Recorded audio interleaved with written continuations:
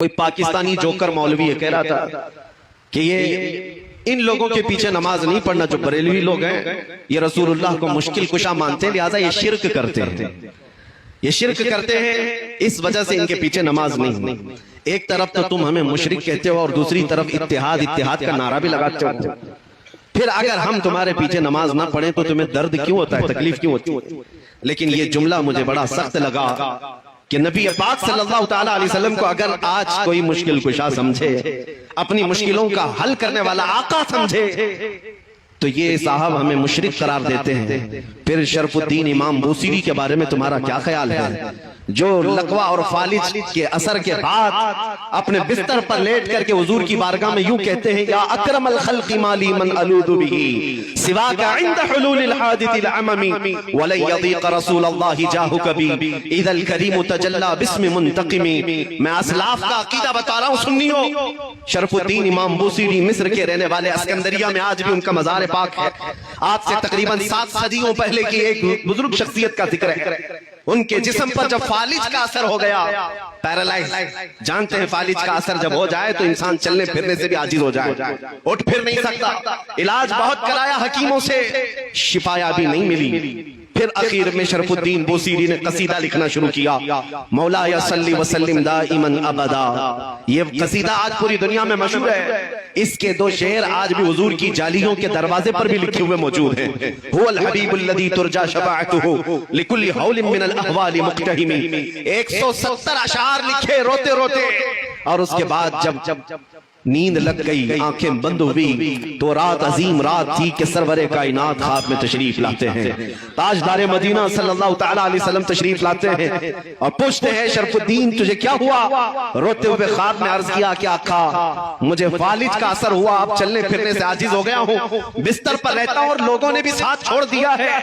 نبی کریم صلی اللہ تعالیٰ علیہ وسلم نے ارشاد فرمایا، شرف الدین بوصیری تو نے جو قصیدہ ہماری شان میں لکھا وہ ہمیں بھی تو سناؤ۔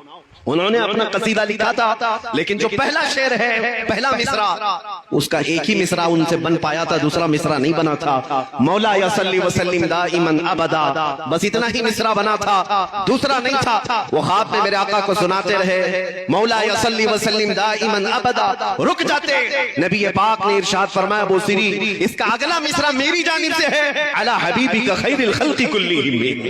اور اس کے بعد ان کے جسم پر اپنا ہاتھ پھیرا اور رات کو اپنی ایک چادر اٹھا کر شرف الدین بوصیری کو عطا کیا۔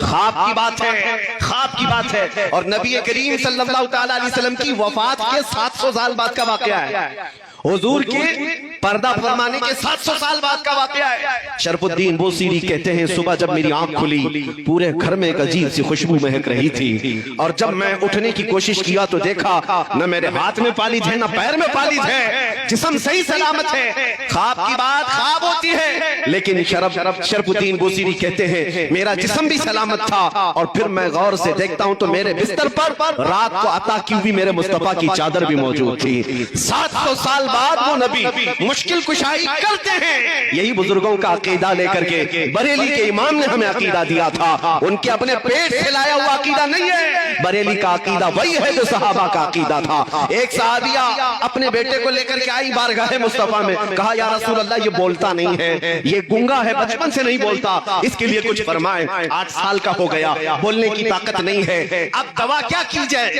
جس کی زبان چلتی ہی نہ ہو، پیدائشی بولتا نہ ہو۔ نبی پاک کے پاس جب وہ خاتون آئی، میرے عزیزو آج ان لوگوں سے پوچھو وہ خاتون کیوں رسول اللہ کے پاس گئیں؟ ارے زبان دینا تو اللہ کا کام ہے، قوت گویائی اللہ بخشتا ہے۔ صحابیہ تو مصطفیٰ کے دربار میں آئی ہے یہ عقیدہ دینے کے لیے، دیتا اللہ ہی ہے، دروازہ مصطفیٰ کا ہوتا ہے، کیونکہ میرے آقا نے فرمایا ہے انما انا قاسم واللہ یعطی، اللہ دیتا ہے اور میں تقسیم کرتا ہوں۔ وہ صحابیہ قریب آئیں حضور پاک صلی اللہ علیہ وسلم کے پاس اپنا بیٹا لے کر کے، حضور نے کیا علاج فرمایا؟